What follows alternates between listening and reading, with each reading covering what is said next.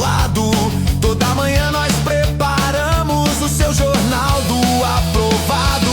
Bom dia, MEG. Bom dia, MEG. Bom dia, MEG. Bom dia, MEG.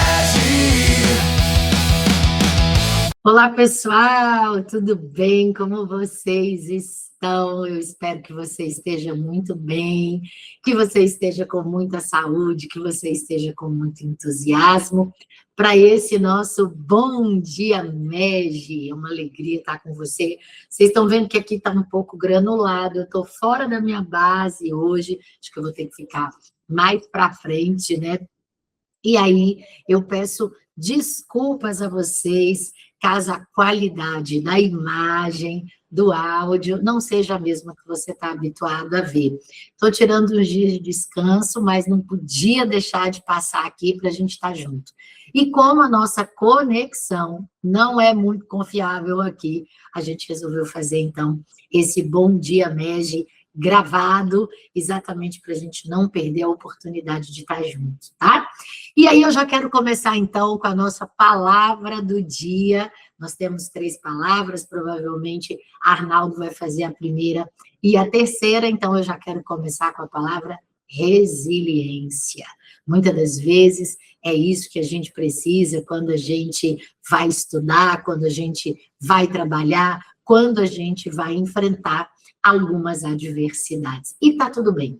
E tá tudo bem, isso faz parte do nosso processo e a gente vai fazer isso com alegria.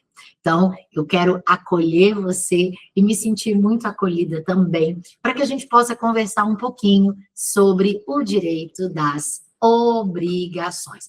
Então, a gente não vai falar sobre aquela coisa de dar coisa certa é dar um cavalo, dar coisa incerta é dar as sacas de café. Não é essa a ideia exclusivamente. A gente precisa falar sobre a patologia do vínculo. No direito das obrigações, a gente sabe que o que mais pode ser cobrado é o inadimplemento das obrigações, para além da solidariedade, o inadimplemento das obrigações. Então, a gente precisa falar muito do artigo 389 e seguintes do Código Civil, que vai dizer lá, quando a obrigação não pode ser cumprida, o devedor terá de arcar com juros, atualização monetária, cláusula penal, perdas e danos, né? E honorários de advogado. E aí a gente tem um cenário muito importante pós-pacificação da utilização da Selic como critério balizador da taxa de juros. Então, a gente precisa avançar um pouquinho, por isso que eu coloquei aqui para você esse fluxo de aqui cooperação, né? Estou olhando aqui para baixo para a gente ver a nossa tela, que no passado a gente falava dessa corrente do víncula, né? Víncula é corrente no direito italiano, em que o devedor era amarrado ao credor. Não faz muito tempo, eu tive a oportunidade em Brasília, e se você tiver a mesma oportunidade, recomendo que o faça, de assistir uma peça chamada O Mercador de Veneza, de William Shakespeare, e é muito legal, o Dan Stubach é o judeu que faz o contrato e tem que tirar 1 libra de carne do devedor, caso o devedor, deixa eu colocar esse microfone direito aqui, gente, caso o devedor não cumpra adequadamente a obrigação, não cumpra a obrigação, e aí a história se desenrola. Então, o inadimplemento atraía a responsabilidade pessoal do devedor e não exclusivamente patrimonial. Se não pagasse, era o corpo que respondia. Já em 2026, obviamente, atrelada que é a melhor doutrina que a gente tem, a jurisprudência mais atualizada do STJ, a gente vai ver que a obrigação é um processo, é um fluxo de cooperação. E aí, então, eu coloquei aqui para a gente falar dessa questão do fenômeno da separação. Então, a gente vai ver se a gente vai bloquear os bens do sócio, por exemplo, na desconsideração da personalidade jurídica. Por que a gente pode pedir a desconsideração da personalidade jurídica? Porque a gente tem 2 elementos nucleares. O Schuld, que é a dívida, o dever ético, e o Haftung, a responsabilidade, a sujeição patrimonial. Na normalidade, eles andam juntos. Quem deve, responde com seu patrimônio. Isso, inclusive, está lá no artigo 391 do Código Civil, se não me falha a memória nesse momento. Deixa eu até pegar aqui para a gente conferir se é exatamente o artigo 391 que vai dizer que, pelo inadimplemento das obrigações, respondem todos os bens do devedor. É isso mesmo, pelo inadimplemento das obrigações, respondem todos os bens do devedor. Mas a gente vai lembrar, então, que a gente tem esses dois elementos nucleares que eu coloquei aqui para você, o should e o Haftung. O should é a dívida, é o dever ético. E o Haftung, você vai lembrar pela sonoridade, né? Haftung é a responsabilidade, é a sujeição patrimonial. Por isso que você vai ver que existe Haftung sem should. Por exemplo, quando o fiador, que não tem o devedor, o dever primeiro de pagar, tem a responsabilidade patrimonial, caso o devedor não a cumpra. Então, sem Haftung, o Estado não invade o patrimônio, mas com should, o dever ético permanece. E aí, na normalidade, como eu falei para você, eles andam juntos, mas agora vamos pensar aqui num contexto de dívida prescrita, num contexto de obrigação natural. Por exemplo, a tia que pagou alimentos aos sobrinhos por mais de 15 anos, aí depois eles se dispuseram com ela, ela falou, quer saber, eu não vou pagar mais pensão para eles, não. Era uma ajuda, na verdade. E aí eles ajuizaram a ação contra a tia. A tia tem que continuar pagando alimentos. Ela falou, quê? Eu não vou. Por quê? Porque eu não tenho Haftung. E aí o STJ disse, de fato, era uma obrigação natural. Imagina que alguém ajuize uma ação de repetição de indébito, você vai ser o magistrado da vez, e aí a pessoa vem dizendo para você, olha, eu paguei uma dívida de 50 mil reais para o Banco XPTO, mas descobri que ela estava prescrita há 2 anos, e agora eu quero meu dinheiro de volta. Você defere ou indefere? Você indefere. Por quê? Porque a dívida prescrita não tem Haftung. O Estado não pode mais invadir o patrimônio para exigir devolução. Quem paga a dívida prescrita renuncia à prescrição. O should permanece intacto. O dever moral e ético de pagar continua lá. Por quê? Porque o pagamento foi devido. Então, a solutire tendi, ou seja, a retenção do pagamento aconteceu na melhor forma do artigo 882 do Código Civil. O que vai dizer? O artigo 882 do Código Civil, que, inclusive, se eu não estiver equivocada, caiu no 3º ENAM. Se eu não estiver equivocada, ou foi no 4º ENAM, que falava exatamente disso, né? Uma pessoa que tinha pago uma dívida, tinha feito um PIX, aí o credor recebeu o PIX, achou que era do locador, depois não cobrou do locatário, aquela confusão toda. O que diz o artigo 882? Não se pode repetir, não se pode devolver o que se pagou para solver dívida prescrita ou para cumprir obrigação judicialmente inexigível. Então, isso é conceito básico. Se o alicerce estiver fraco, o prédio da sua sentença acaba por cair. E aí, dando continuidade, deixa eu ver se está transmitindo aqui, transmite, a gente vai se lembrar também da armadilha da solidariedade. A gente vai avançar para um terreno em que, na verdade, muitos magistrados acabam por se equivocar, não é? E esses dias mesmo, eu recebi uma mensagem de uma aluna muito gentil aqui do MEG, falando que ela assessora magistrado e ela tinha dado uma decisão, ela falou, será que eu me equivoquei? E a gente até chegou à conclusão que provavelmente a decisão estava equivocada. Ela ainda falou, tomara que recorram e o tribunal reforme, porque depois que a decisão foi proferida, ela entendeu que havia ali um certo equívoco. Mas falando disso, o que a gente vai ter? A gente vai ter a solidariedade passiva. E aí você conhece o básico, o clássico, o artigo 265 do Código Civil, que vai dizer a solidariedade não se presume, resulta da lei ou da vontade das partes. Mas o problema não é quando a solidariedade existe. O problema acontece quando o credor começa a brincar com ela. Então, um exemplo clássico, né? Tem lá 3 devedores solidários, eu até coloquei aqui na tela para você. Imagina lá, 3 devedores solidários, André, Bruno e Carlos, e aí o credor perdoa a solidariedade de André. Perdoa a solidariedade é diferente de perdoar a dívida. Perdoar a solidariedade é o que a gente chama de renúncia da solidariedade ou exoneração da solidariedade. Agora, quando ele perdoa a dívida, aí a gente está falando de remissão com 2 S's, que é forma de extinção da obrigação. Cuidado com isso na prova. Por quê? Porque se colocar lá a questão que nós vamos ter 3 devedores solidários, como eu coloquei aqui para você, André, Bruno e Carlos, e o credor perdoa a solidariedade, ele renuncia à solidariedade, ele está dizendo, de você, André, eu só vou cobrar a cota parte que você me deve. E aí o André paga e sai de cena. Até aí tá tudo lindo, tudo maravilhoso. Só que aí ainda tem 200 mil para cobrar.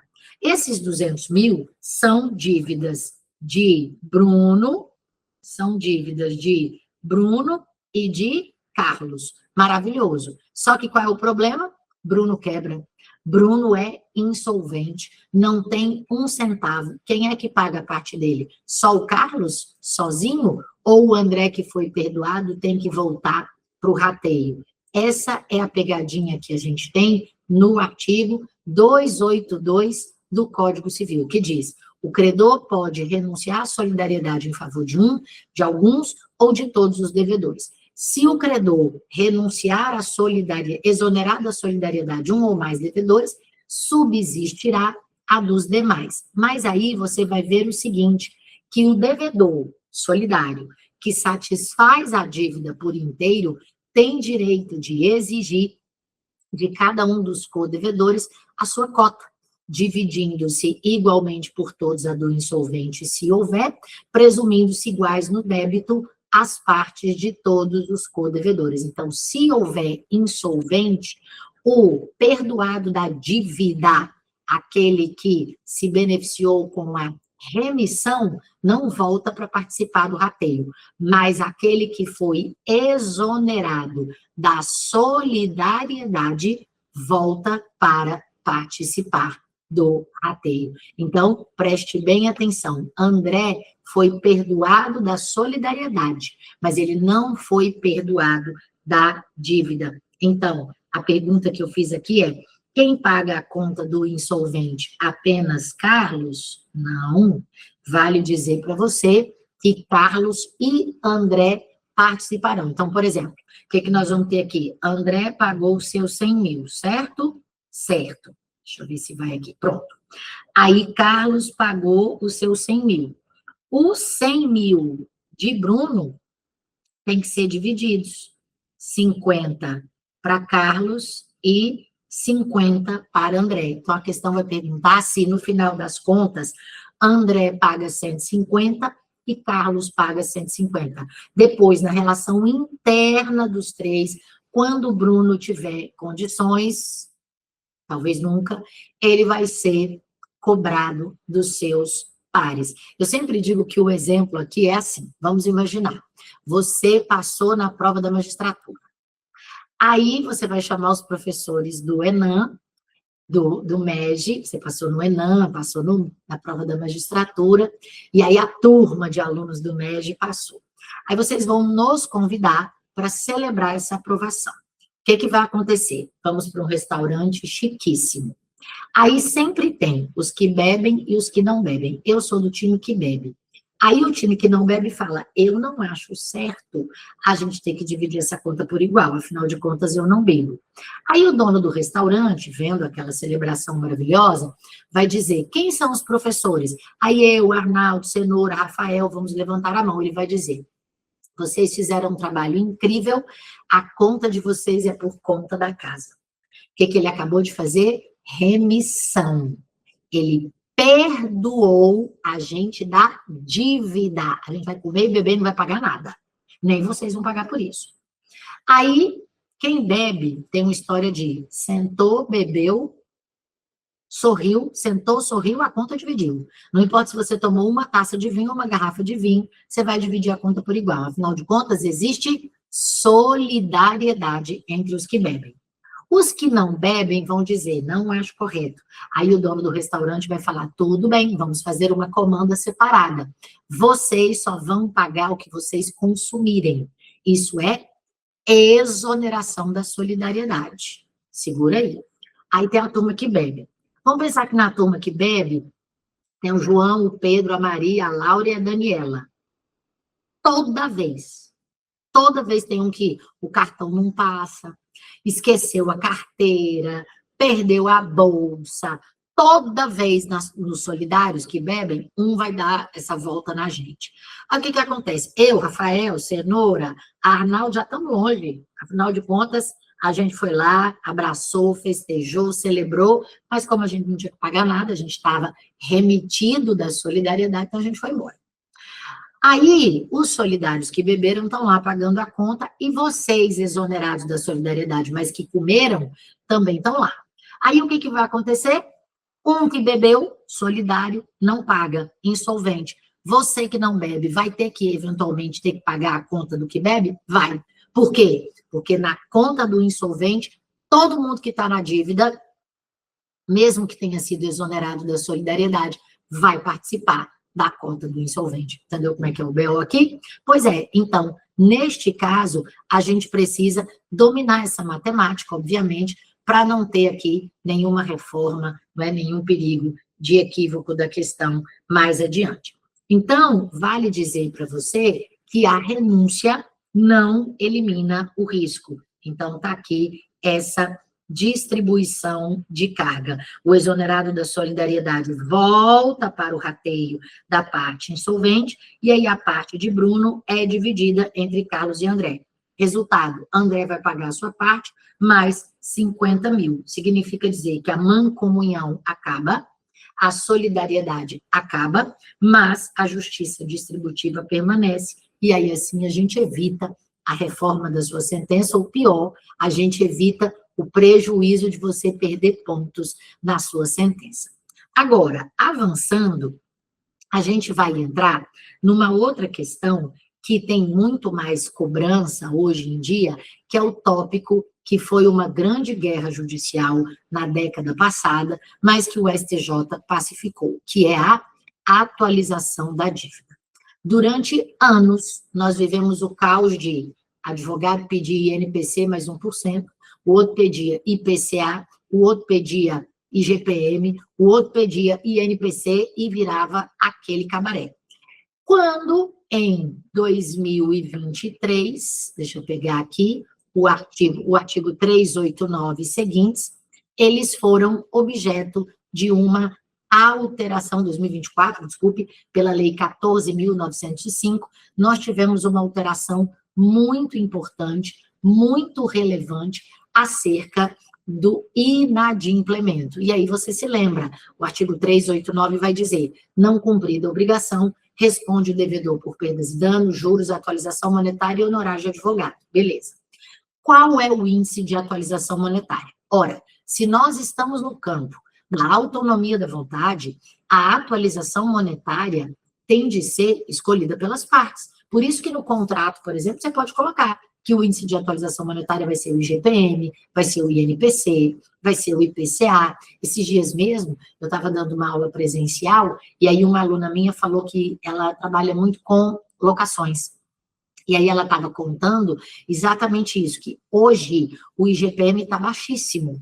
E aí tem muito locador pedindo revisão do contrato exatamente para tentar rever o IGPM, para tentar rever esse prejuízo que eles estão sofrendo. É possível? É. Quando o IGPM estava muito alto, não teve a possibilidade de revisão? Então, agora que o IGPM está muito baixo, a gente pode fazer a possibilidade de revisão, não tem problema nenhum. Agora, prestem atenção com relação a isso. Se não tiver sido escolhido nenhum índice de atualização monetária, a lei escolhe.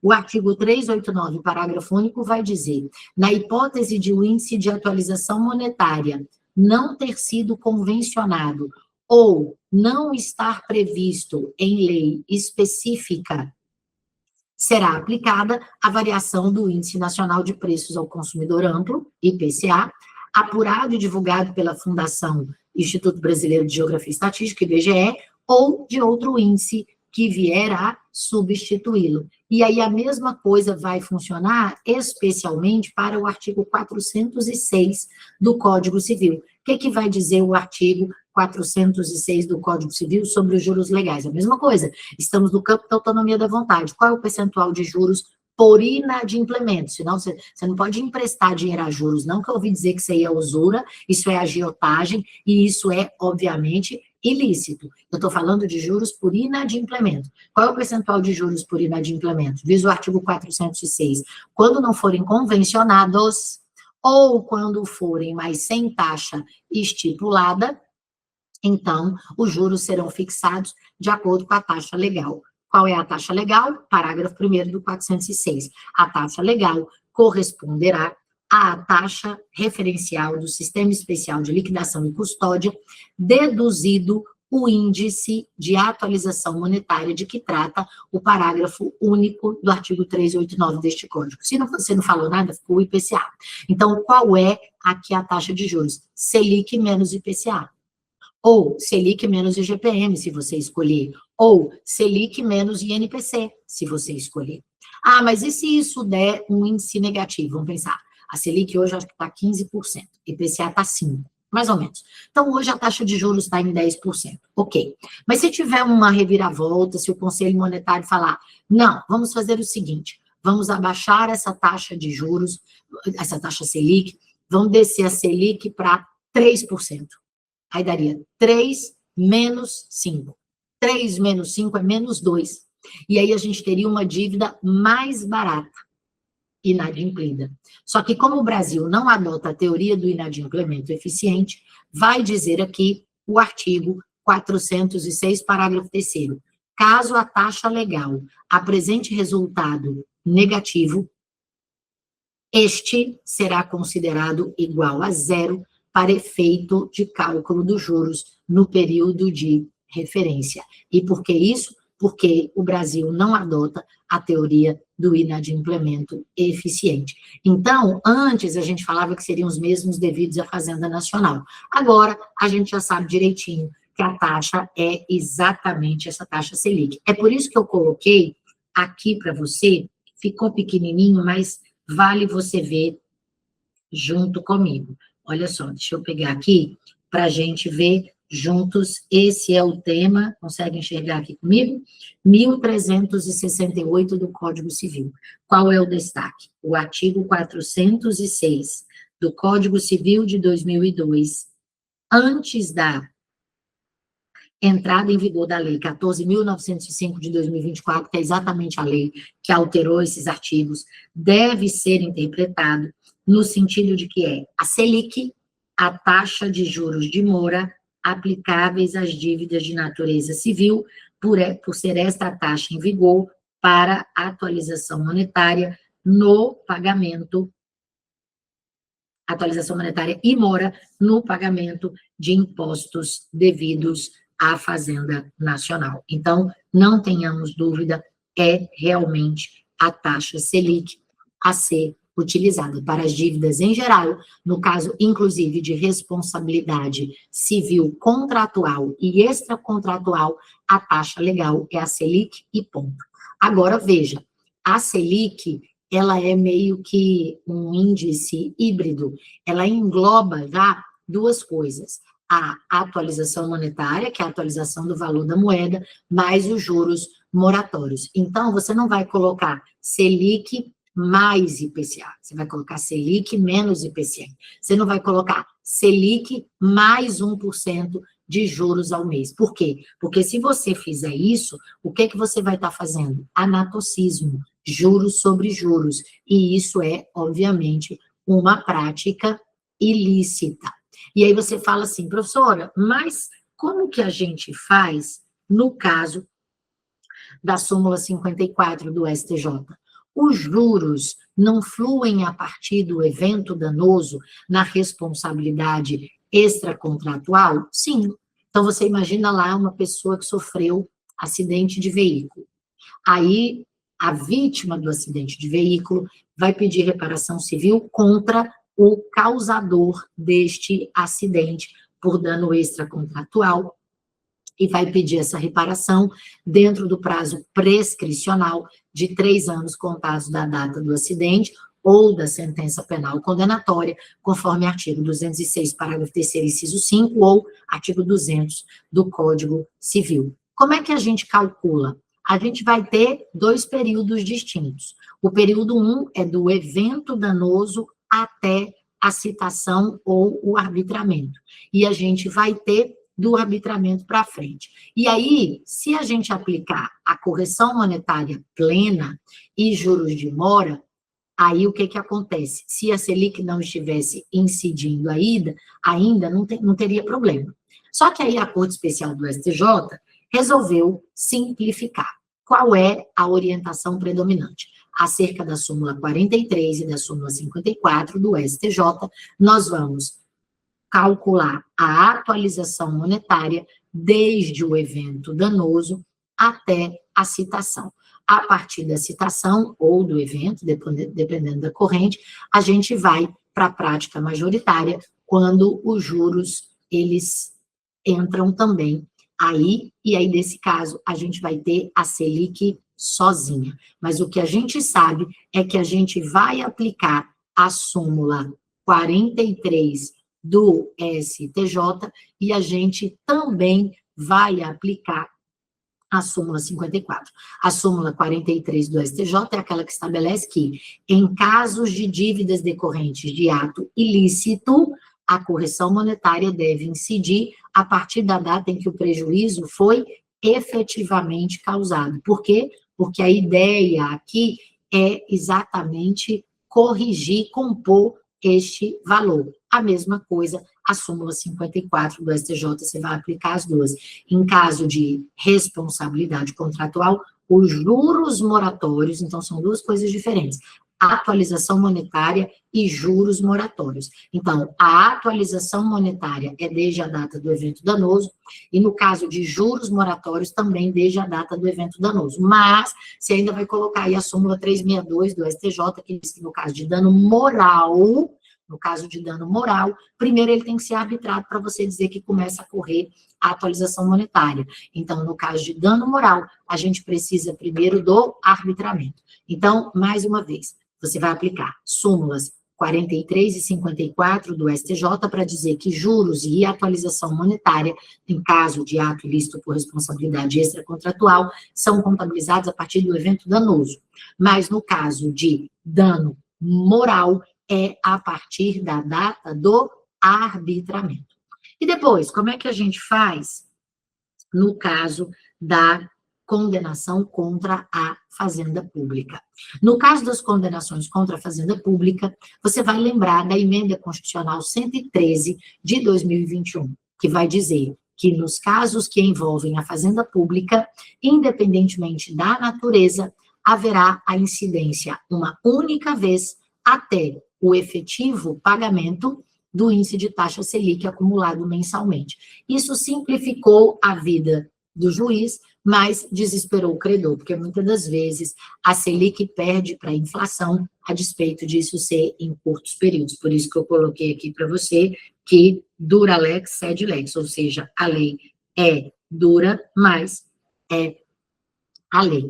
Então, como que funciona isso? Funciona assim. Nos casos, repetindo para você, nos casos em que a gente vai ter condenações contra a fazenda pública, independentemente da natureza, a gente vai ter a incidência da taxa Selic acumulada mensalmente. Agora, vamos falar aqui rapidamente do inadimplemento. Ah, que pena, cortou aqui a letra D de descumprimento. E aí, o que acontece? Quando a gente fala de inadimplemento, a gente está mostrando que, na verdade, o credor falhou, o contrato foi quebrado, e aí, se a gente estivesse falando do mercador de Veneza, o credor ia tirar lá 1 libra de carne, ou tentar tirar. A história é muito interessante, porque o credor quer a resolução do contrato, o credor quer a retomada do bem. Só que aí o devedor fala, mas eu já paguei 90% do devido, eu já estou mais adimplente do que inadimplente. É sério que você vai extinguir um contrato comigo? E aí a gente está falando do adimplemento substancial, ou substantial performance, que é derivada da boa-fé objetiva do artigo 422. E aí vai dizer o seguinte: se o descumprimento for insignificante em relação ao todo, exigir a extinção total do contrato é abuso de direito na melhor forma do artigo 187 do Código Civil. Mas o que acontece é que o credor deveria, neste caso, em caso de adimplemento substancial, se limitar à cobrança do saldo residual. Isso mantém o contrato vivo e conserva os negócios jurídicos. Só que vale dizer para você da exceção. Onde é que está a exceção? Aqui, na alienação fiduciária. E eu fiz questão de trazer para você o informativo que diz: não se aplica a teoria do adimplemento substancial aos contratos de alienação fiduciária em garantia regidos pelo Decreto-Lei 911 de 69. Então, neste caso, é perfeitamente possível que mesmo num contrato de financiamento de 60 parcelas, faltando 5 parcelas do veículo para serem quitadas, se houver inadimplemento, é possível a busca e apreensão do veículo, inclusive, e notificação antes do devedor para purgar a mora, pagando a integralidade das parcelas vencidas e vincendas em 5 dias, em razão do risco sistêmico e do spread bancário. E aí vale lembrar você que nos contratos de alienação fiduciária em garantia de bens móveis, como é exatamente a hipótese,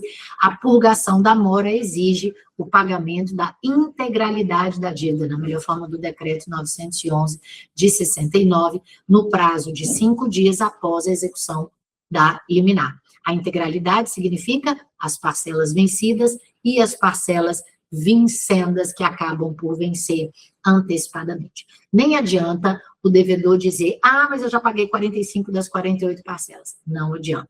E por que essa dureza? Porque o crédito automotivo, por exemplo, depende da celeridade de recuperação do bem. Então, se a gente aplica o adimplemento substancial, o spread bancário sobe, e aí essa é uma decisão que envolve a análise econômica do direito. Então, na sua prova, a regra geral é o adimplemento substancial, mas não se aplica para os casos de alienação fiduciária.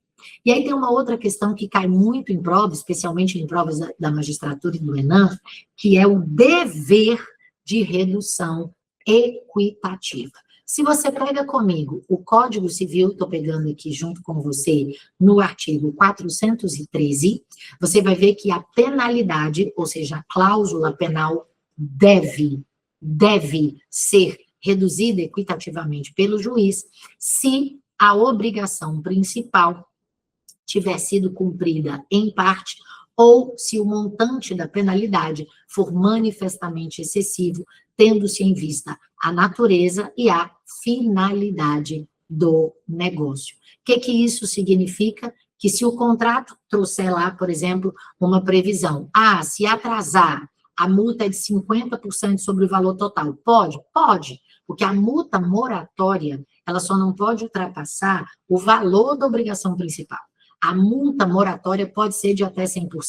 E a cláusula penal compensatória pode ser, inclusive, muito superior a isso. Só que, se o devedor já cumpriu boa parte do contrato, então você pode dizer: olha, você está atrasado, por exemplo, em 30% da prestação de serviço, mas você já cumpriu 70% da prestação de serviço. Então, o juiz deve reduzir essa penalidade se a prestação tiver sido cumprida em parte ou se o montante da penalidade for manifestamente excessivo.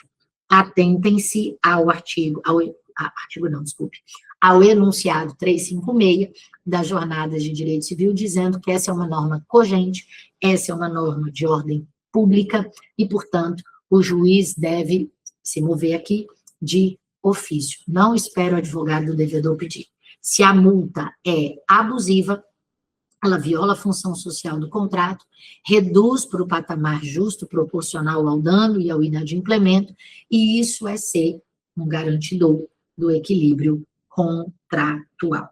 Depois, eu coloquei aqui para você outro ponto importante falando aqui do duty to mitigate the loss. Então, eu trouxe para você aqui o informativo 705 do STJ, de agosto de 2021, em que a quarta turma do STJ decidiu o seguinte: inexistindo a apresentação do cheque para compensação ao banco sacado, os juros de mora devem incidir a partir do primeiro ato do beneficiário tendente à satisfação do crédito estampado na cártula, o que pode se dar pelo protesto, notificação extrajudicial ou pela citação.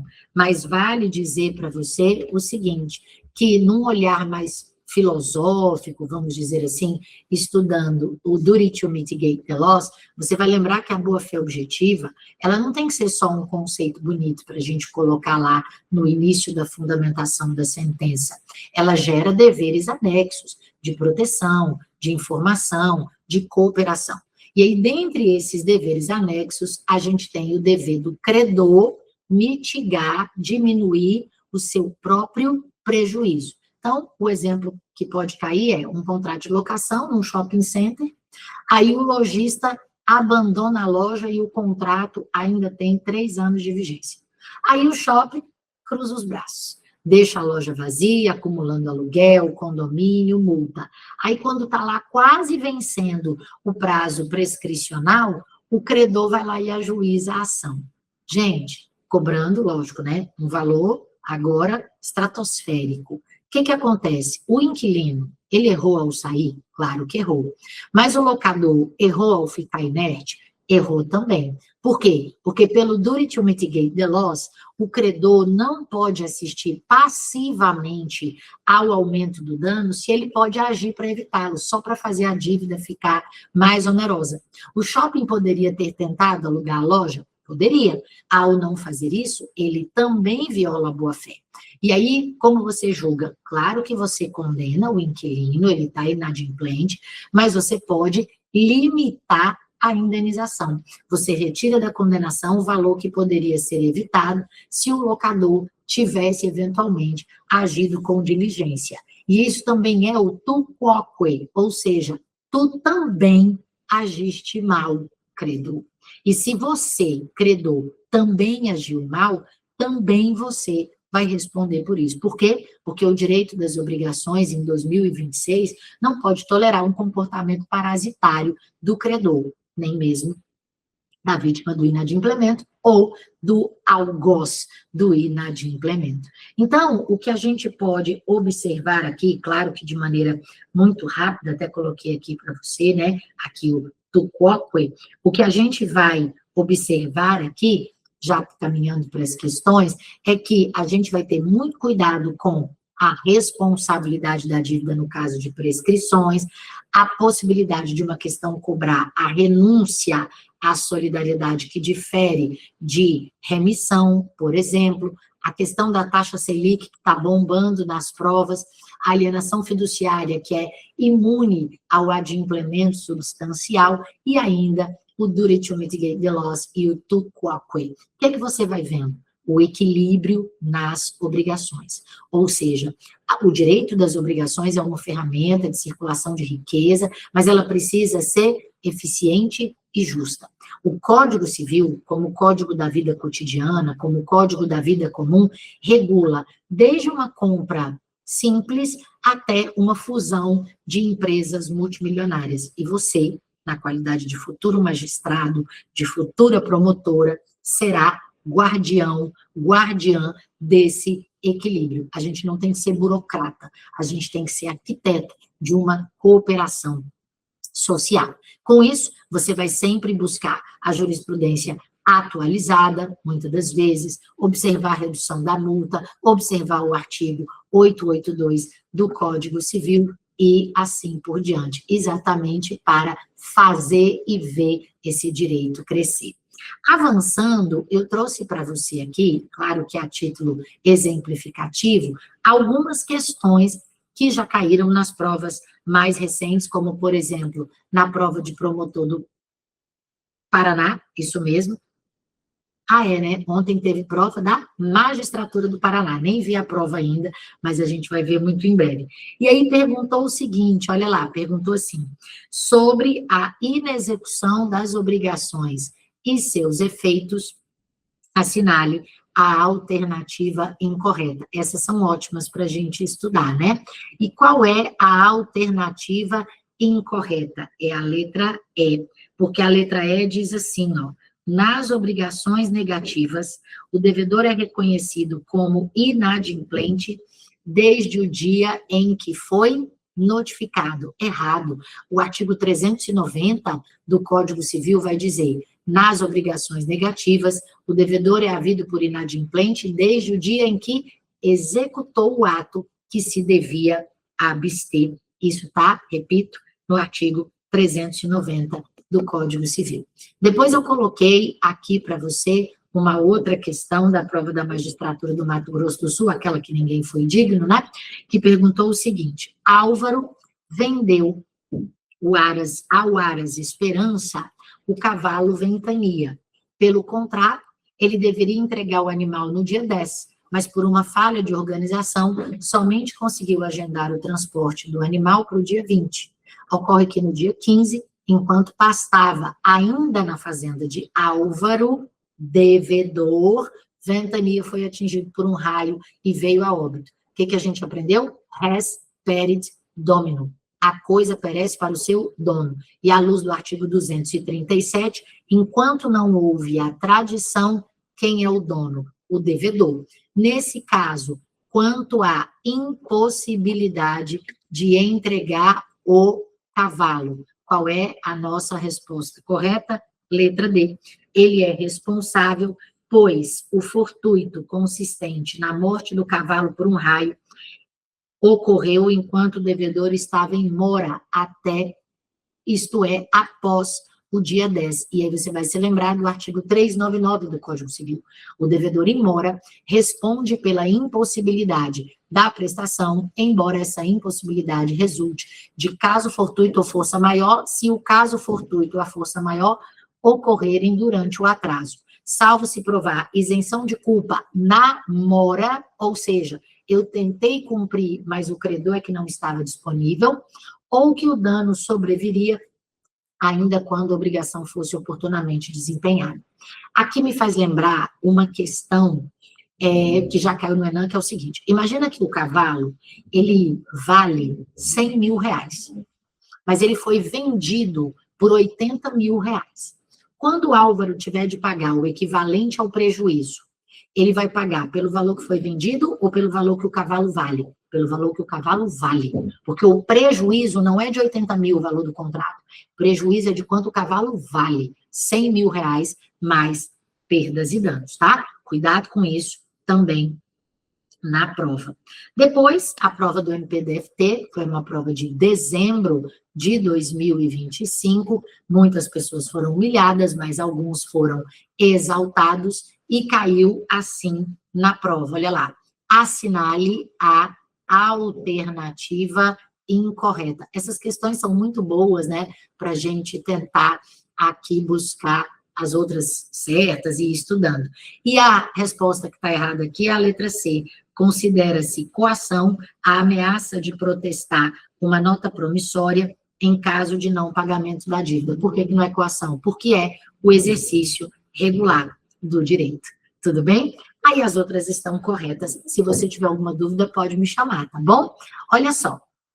Aqui eu coloquei 2 flashcards para nós. Então, eu vou fazer os flashcards, dando um tempinho para você responder. Mas se o Arnaldo fizer, não tem problema, eu já quero deixar um beijo bem carinhoso para você, tá bom? Mas deixa eu continuar aqui, e aí olha só. A primeira aqui, o primeiro flashcard diz o seguinte, mesmo sem a concordância do credor, é facultado a terceiro assumir a obrigação do devedor, ficando exonerado o devedor primitivo, salvo se o que assumiu a obrigação, ao tempo da assunção, era insolvente e o credor o ignorava. Mesmo sem a concordância do credor, é facultado a terceiro assumir a obrigação do devedor, ficando exonerado o devedor primitivo, salvo se o credor que assumiu a obrigação ao tempo da assunção era insolvente e o credor ignorava. Certo ou errado? Diga para mim. Certo ou errado? Mesmo sem a concordância do credor, é facultado a terceiro assumir a obrigação do devedor, ficando exonerado o devedor primitivo, salvo se o que assumiu a obrigação ao tempo da assunção era insolvente e o credor ignorava. Isso está de acordo com o artigo 299 do Código Civil e, portanto, está errado. Por quê? Porque a assunção de dívida impõe a concordância do credor primitivo. E vale dizer para você que essa concordância tem que ser uma concordância expressa. É o caso clássico de eu ter um carro financiado no meu nome, anunciar o vendo ágil, só que eu não vou fazer uma procuração mequetrefe passando para você, não. Você vai comprar o ágil, a gente vai entrar em contato com a financeira vai fazer a sua análise e vai transferir o financiamento para você. Isso é assunção de dívida, transmissão da obrigação, na melhor forma do artigo 299 do Código Civil. Então, precisa do consentimento expresso. E aí, toda vez que a gente precisa do consentimento expresso, se a gente não tiver consentimento expresso, quem cala, recusa. Tudo bem? Quem cala, recusa. Depois, a próxima diz assim: o Código Civil adota a teoria da imprevisão e o Código de Defesa do Consumidor adota a teoria da quebra da base objetiva do negócio jurídico, certo? O Código Civil adota a teoria da imprevisão.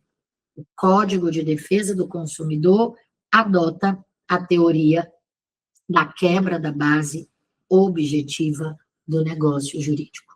E aí? Aí você fala, bom, Patrícia, o Código Civil adota a teoria da imprevisão, certo? Artigos 4, 7, 8 e seguintes, né, que fala que nos contratos de execução continuada ou diferida, se a prestação de uma das partes se tornar excessivamente onerosa, com extrema vantagem para a outra, em virtude de acontecimentos extraordinários e imprevisíveis, pode o devedor pedir a resolução do contrato com efeito retroativo à data da citação. Lembrando que essa extrema vantagem para a outra é um elemento absolutamente acidental, não necessariamente vai ter essa extrema vantagem para a outra.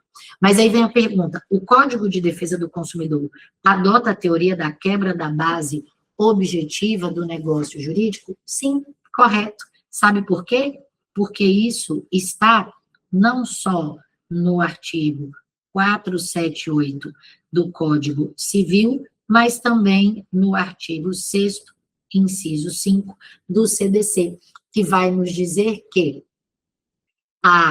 não há necessidade de extinção do contrato, mas se acontecerem fatos imprevisíveis, posteriores, não precisa nem ser extraordinário, na verdade, basta que ele, não precisa nem ser imprevisível, basta que ele seja superveniente à execução do contrato e que desequilibra o contrato, isso já é suficiente enquanto direito básico do consumidor para se pedir a revisão, a modificação das cláusulas que acabam desequilibrando o contrato por uma situação econômico-financeira relevante. Portanto, em regra, essa teoria da quebra da base objetiva do negócio jurídico, é que regula as nossas relações de consumo.